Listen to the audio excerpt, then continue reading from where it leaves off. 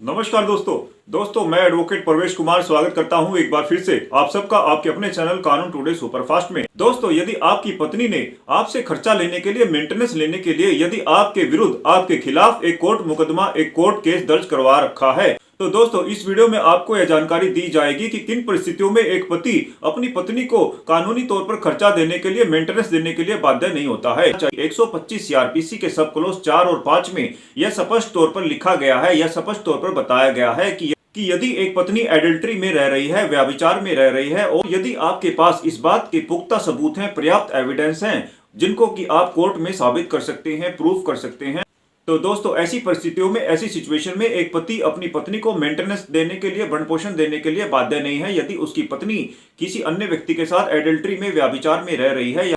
या कह लें कि यदि किसी व्यक्ति की पत्नी की किसी अन्य व्यक्ति के साथ नाजायज रिश्ते हैं, तो ऐसे मामलों में एक पति अपनी पत्नी को मेंटेनेंस देने के लिए, भरण पोषण देने के लिए 125 सीआरपीसी में बाध्य नहीं है। दोस्तों 125 सीआरपीसी के सब क्लॉज 4 में दूसरी सिचुएशन यह बताई गई है जब कोई पति पत्नी अपनी सहमति से, जी हां, यदि म्यूचुअल कंसेंट से कोई पति पत्नी एक दूसरे से दूर रह रहे हैं, तो ऐसे में यदि कोई पति पत्नी आपसी समझौते के आधार पर एक दूसरे से दूर रह रहे हैं, तो ऐसे मामलों में भी एक पति अपनी पत्नी को 125 सीआरपीसी में भरण पोषण देने के लिए, मेंटेनेंस देने के लिए बाध्य नहीं है। दोस्तों 125 सीआरपीसी के सब क्लॉज 4 में तीसरी सिचुएशन यह बताई गई है कि जब एक व्यक्ति की पत्नी बिना किसी उचित कारण के, बिना किसी ठोस वजह के यदि उसके पति के घर को छोड़कर आई है, और यदि वह पत्नी बिना किसी उचित वजह के अपने पति के घर में वापस नहीं जाती है, अपने ससुराल में वापस नहीं जाती है, तो ऐसे मामलों में यदि एक पति कोर्ट में यह साबित कर देता है कि उसके पत्नी के पास उसके